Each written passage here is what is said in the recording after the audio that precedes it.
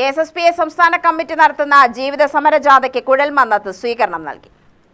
LDF സർക്കാരിന്റെ അവകാശ നിഷേധത്തിനെതിരെ ജനദ്രോഹ നയങ്ങൾക്കെതിരെയുമാണ് association മേഖലാടിസ്ഥാനത്തിൽ ജീവിത സമരയാത്ര നടത്തുന്നത്. കുഴൽമന്നത്തെ സ്വീകരണ പൊതുയോഗം KPCC ജനറൽ സെക്രട്ടറി KA തുളസി ഉദ്ഘാടനം ചെയ്തു. വിവിധ വകുപ്പുകൾ നമ്മുടെ സംസ്ഥാനത്ത് ഈ സർക്കാരിന്റെ ഭാഗമായിട്ടുണ്ടെങ്കിലും ഏതെങ്കിലും ഒരു വകുപ്പിൽ നിന്ന് ഇന്നാട്ടിലെ ഞാനും നിങ്ങളും ഉൾപ്പെടുന്ന സാധാരണക്കാർക്ക് നീതി ലഭിക്കുന്നുണ്ടോ എന്ന് നമ്മളൊരു കൃത്യമായൊരു പരിശോധന നടത്തിയാൽ എനിക്കും നിങ്ങൾക്കും നമ്മുടെ നെഞ്ചിൽ കൈവച്ചുകൊണ്ട് ശരി നമുക്കൊക്കെ നീതി ലഭിക്കുന്നുണ്ട് അല്ലെങ്കിൽ ജനക്ഷേമം ഉറപ്പുവരുത്തുന്നുണ്ട് എന്ന് സത്യസന്ധമായി ഒരാൾക്കും ഒരിക്കലും പറയാനായിട്ട് സാധിക്കില്ല. പ്രത്യേകിച്ച് ആരോഗ്യവകുപ്പ് നമ്മൾ കണ്ടതാണ്. കുറെ നാളുകളായി നിരന്തരം ഈ നാട്ടിലെ ജനങ്ങളെ കണ്ണീര് കുടിപ്പിച്ച ഒരു വകുപ്പാണ് ശ്രീമതി വീണ ജോർജ് നേതൃത്വം കൊടുക്കുന്ന ആരോഗ്യവകുപ്പ്.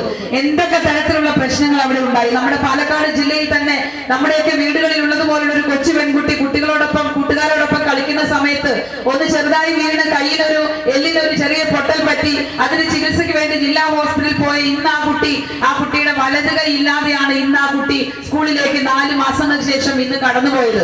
അപ്പൊ ഇത്രമാത്രം വലിയ തോതിലുള്ള തകരാറുകൾ ആരോഗ്യവകുപ്പിന് സംഭവിക്കുമ്പോഴും പത്രമാധ്യമ പ്രവർത്തകർ അവരോട് ചോദിച്ചു എന്തുകൊണ്ടാണ് ഇങ്ങനെ അടിക്കടി ഈ വകുപ്പിന് നേർക്ക് ഇത്രമാത്രം പ്രശ്നങ്ങൾ സംഭവിക്കുന്നത് എന്ന് ചോദിച്ചപ്പോൾ അവർ പറഞ്ഞത് സർക്കാരിന്റെ കുഴപ്പമല്ല, എന്റെ കുഴപ്പമല്ല, മുഖ്യമന്ത്രിയുടെ കുഴപ്പവുമല്ല, അതൊരു സിസ്റ്റത്തിന്റെ തകരാറാണ് എന്നാണ് ഈ ബഹുമാനിയായിട്ടുള്ള മന്ത്രി പത്രമാധ്യമ സുഹൃത്തുക്കളോട് പറഞ്ഞത്.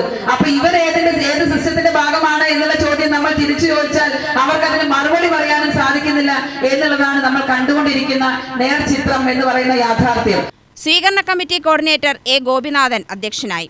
അസോസിയേഷൻ സംസ്ഥാന vice president C. Balan, S. Ramakrishnan, KV Kannan, A. Ayyappan, BR Vijayan, Keshavadas, A. Velayudhan എന്നിവർ പ്രസംഗിച്ചു. UTV news, Palakkad.